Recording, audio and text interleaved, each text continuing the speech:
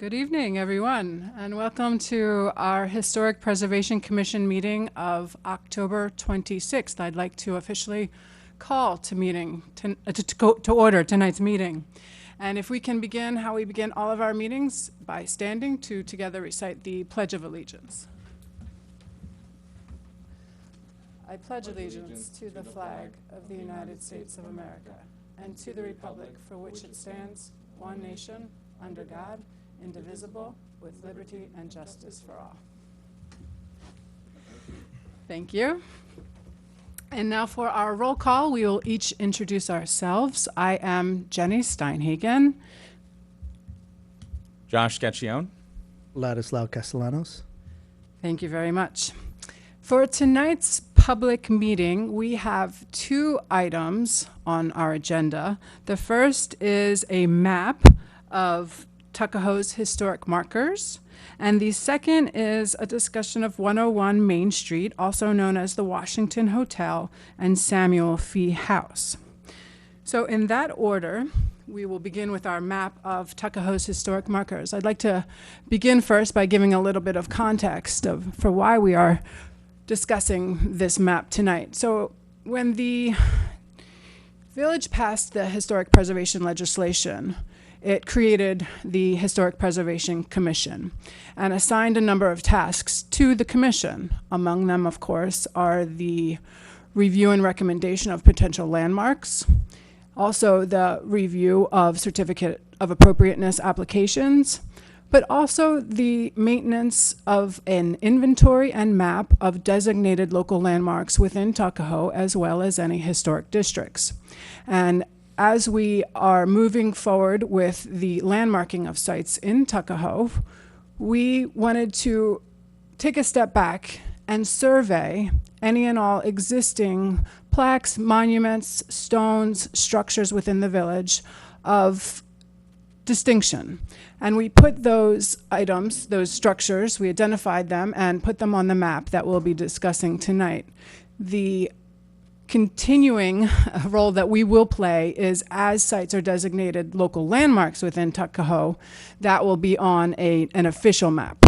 This one is open for additions, especially if there's anything that has been left off, but there are some pretty fascinating sites that are already being recognized here in Tuckahoe with plaques and monuments. And one of the things that it made crystal clear for us, as if there were any doubt, is that Tuckahoe has a longstanding tradition and interest in recognizing the people, places, and events that have come before us, which is at the heart of what this commission is working towards. So with that, let us take a look at some of the people and places that Tuckahoe is already recognizing through some plaques and monuments. Josh, take us on a little tour. Great, thank you. As the Historic Preservation Commission, our hope is that all the history that has made Tuckahoe Tuckahoe is able to be passed on to our children and to our children's children. We want to point out that some of the areas we are looking at, and we're going to do that through this slideshow here. We also hope that this is a collaborative effort, not only through the commission, but through everybody who's ever lived in Tuckahoe, walked through Tuckahoe, or even heard of Tuckahoe. You know, there are going to be places that you've seen that we haven't, no matter how many walks or pictures or anything like that that we take.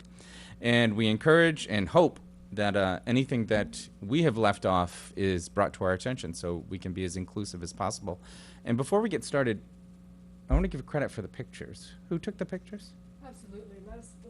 Let us thank, a big thanks to Lois Macri of the Tuckahoe History Committee, who walked through Tuckahoe and documented through some pretty amazing visuals, photographs, the plaques and markers that we'll be discussing tonight, and so many more. Perfect, thank you. Next slide, please.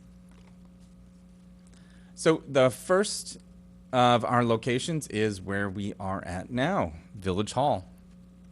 Next. Also where we are, the policeman's monument. It has all of those who have fallen, who have served here in Tuckahoe.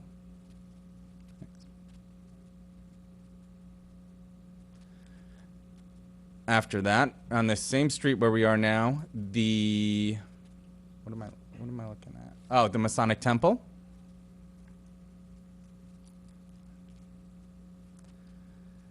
and the Main Street Park.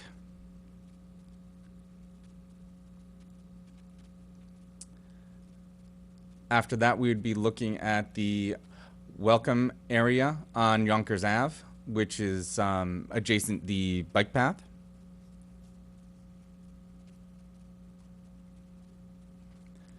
And of course, we have all been around the Generoso Pope Foundation building, which is right in the heart of our village. Next is the DPW and the memorials to Anthony Cacciola and Mike Pinto Sr.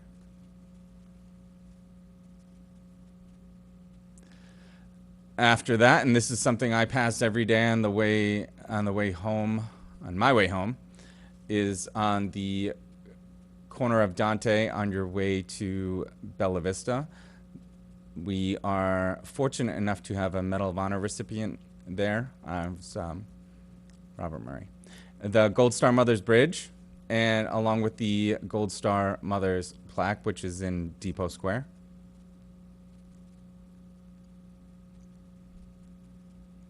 The World War II Memorial, which is in Depot Square. And this is something that I think we're going to talk about as we move forward, because if you were to shift around this, you'll see that there are names that are left off and new plaques have been added.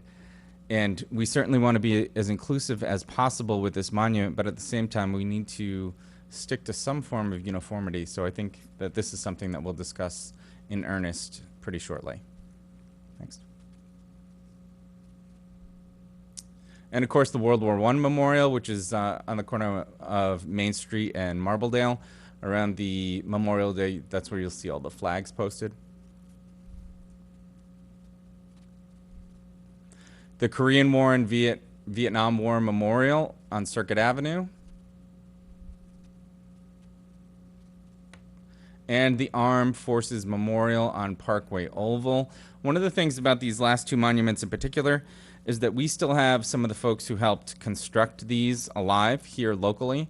So there's a lot of stories that we want to get in regards to these to have, secured. So those are things we'll be working on. And of course, the Washington Hotel. Super, and that will quickly, if we could go back up to that Washington Hotel slide. Before we jump into the Washington Hotel, so I think it's clear that Tuckahoe has this tradition of recognizing through civic actions, right? Someone had an idea and brought it forward. And as we move forward with the recognition of Tuckahoe's designated local landmarks, this is absolutely the context that we wanted to have as we move forward. And I'm jumping now into a little bit the next item on our public meeting agenda, which is the Washington Hotel, 101 Main Street, aka the Samuel Fee House. This is a site that for anyone in Tuckahoe, I believe, will be very familiar. The picture in the upper left-hand corner is a picture of the modern day building, and there's also a historic picture there. Even within those years, it hasn't changed so much, but if we take a step back and look at the history of this building, it's been standing there since 1883 in the same spot. It's played a huge role in the architectural, social, cultural, and economic history of Tuckahoe, which I'll just touch on briefly. But first, let's just take a second and look at that building. If that building doesn't scream Tuckahoe marble, I don't know what building does in our village. It's a very distinctive use of Tuckahoe marble. And that's important for many, many reasons. Tuckahoe marble, I think it's worth noting if we could pause and kind of situate ourselves here in history. Tuckahoe marble was used throughout the United States in a number of incredibly significant buildings and structures.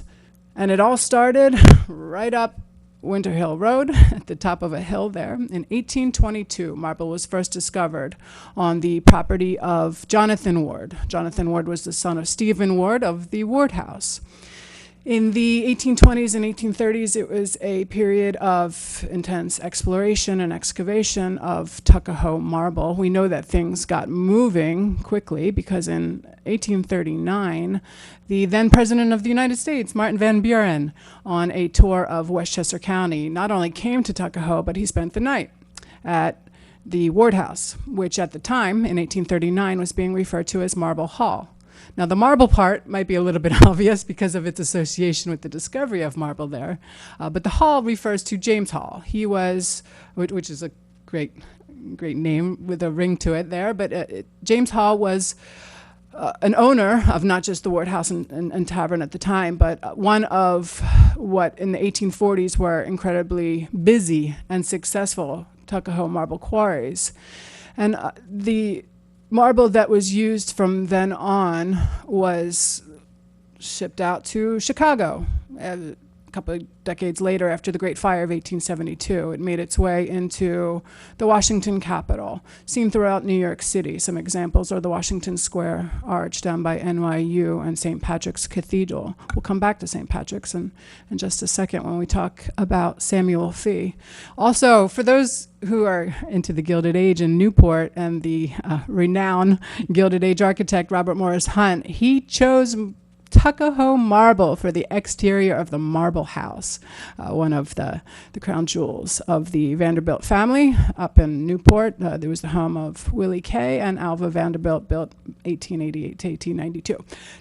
Lots of history on Tuckahoe marble. There's other opportunities to really dive into it. But why is the Washington Hotel in particular so important? Well, it's recognized on the plaque right outside of it for Samuel Fee, who we'll get to, but also because of the role that this building played in this Tuckahoe marble history. So now we can go to the next slide there. And that is because it was very interesting during the lifespan of the marble quarries. There were the quarrymen, the workers who were actually in there excavating, and then there were the stone cutters, and there was a huge difference in the amount that individuals were paid, and then you had management. And what did the workers do to have a unified voice? They formed the Journeyman Stonecutters Union, and there's history of this union going back to 1839 in Tuckahoe. But they needed a place where they could meet, and Samuel Fee comes into this picture because in 1883 he builds this very building we're looking at now. He builds this as a place to be used for meetings, for lodging, and for the Journeyman Stonecutters Union. And if you look at it, and it's rectangular, boxy shape, you can imagine huge meeting rooms. And it was used for negotiations. It was used for bringing people to the table, literally. And it served a huge role in, we know that there were times of booms and busts throughout the 1800s. There were times when a lot of people were making a lot of money with the quarries, and then there were depressions and economic panics, etc. And that affected the people who were out of work for a short period or a long period. And where did they go? They would meet often at the Washington Hotel. So it provided lodging, it provided meeting space. Fast forward a number of years when the quarries are no longer what they used to be. There's not much marble left, but things have changed in the world around us as well. And it is used by the village as a social and meeting place, again with those big rooms there. So it's played this huge role on Main Street, which, fun fact, Main Street appears on maps going back in Westchester County as far as 1728. So this was a pretty nice spot to be on. And I'll come back to that bullet point about the comprehensive plan, but let me mention now that, so Samuel Fee, he has this building right here on Main Street, and he is by the quarries. So he's in a pretty nice and important spot here. But if you look at that yellow box on the slide there, Samuel Fee has 7 acres. And you can see around him, the part that's not shaded in is what you're getting into where the quarries were.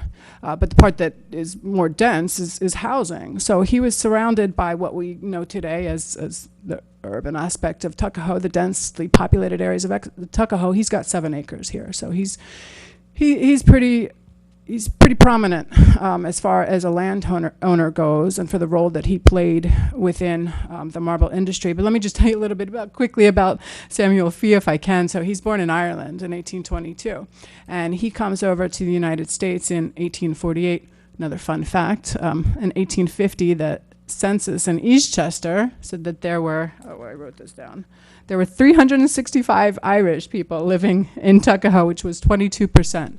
So he's not in Tuckahoe yet. When he first arrives in the United States, he goes to Manhattan, to New York City, and he works in the St. Patrick's Cathedral.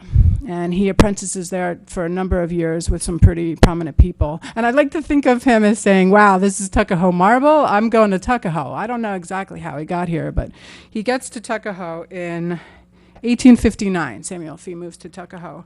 And he gets married. He has 5 kids. And he, in addition to being a liaison at the Journeyman Stonecutters Union at the Washington Hotel that he builds in 1883, he's also elected school trustee 3 times. He serves as a justice of the peace for 12 years, and he's an assessor of Eastchester for 5 years. So he's a big player in the village at the time. And all of this marble industry helped to make Tuckahoe what it is today. A number of things did, but we cannot deny the incredible role that the marble industry played. And now we have a house that's very deeply and intrinsically associated with it. And a nomination for a landmark has been developed for the Washington Hotel.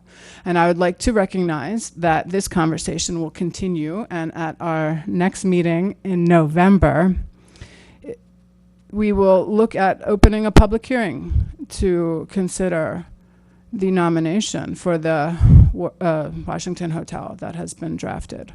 And this is an invitation to anyone and everyone with recollections about the building. It was many things since it stopped being the headquarters of the Journeyman Stonecutters Union. And a lot of people have firsthand accounts that they're welcome to share, documents, photos, etc. So to be continued with that. Is there anything? Oh, sorry, the bullet point, if we can go back to that. So, no, it's right up there. Sorry, I just skipped over the bullet point there. I think it's worth mentioning that it's not just 2022 interest. The Washington Hotel, just like the Ward House and a number of other sites within the village, were specifically pointed out in the comprehensive master plan, Tuckahoe's comprehensive master plan, 2010 or 2008. What's it say there? Oh, it says it up there. 2008, that was amended in 2014. And it was recognized as the village has many historical monuments and buildings that remind the residents of its rich history and contribute to the village's uniqueness. And there were photos included in this master plan. So going back decades, the idea was that this is part of Tuckahoe, that this is deeply associated with who and what Tuckahoe is. And that is why we, the commission, exist and the historic preservation legislation exists. So if there's anything to add? I got one real quick. I just also want to encourage everyone, as we've stated several times, to join us in helping to preserve the rich history here in Tuckahoe. So whether it's for the Washington Hotel or for another site that maybe we have overlooked, or even something that we have on file and that we're looking at already, please, any information you have or anything you want us to look into, feel free to send that to us. Well said. Thank you very much. Now is the opportunity for any discussion. But without any discussion, I believe under miscellaneous business, it is acknowledging that a meeting will be held in November. The date is to be determined. It will be posted on the tuckahoe.com website. And until then, people who have information can contact the village, again, by visiting the Historic Preservation Commission website or reaching out to any individuals. But otherwise, to be continued. Shall we make a motion? That sounded fun. Motion to close the meeting. Aye. Aye. The meeting is adjourned. Thank you very much. Good night.